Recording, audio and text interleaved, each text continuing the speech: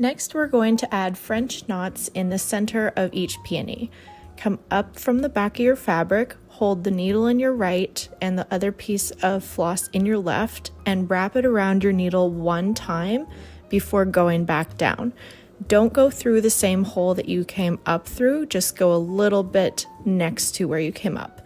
So let's do it one more time with one twist. So up through the back, twist around your needle one time, hold the tension with that piece of floss in your left hand, and go back down. With French knots, you can do one twist, two twists, or three twists generally. So for the sake of demonstration, I'm going to show you now one with two twists.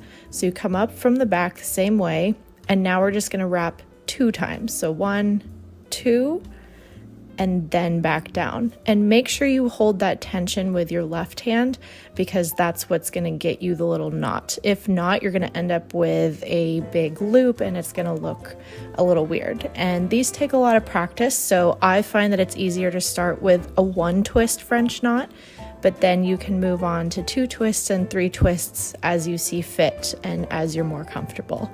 As you can see with the two twist French knots, they do appear a little bigger and bolder, but again, this is such a tiny hoop, it'll probably be easier with one twist, but go for it with two twists. If you mess up or want to try again, you can just take your stitches out and start over.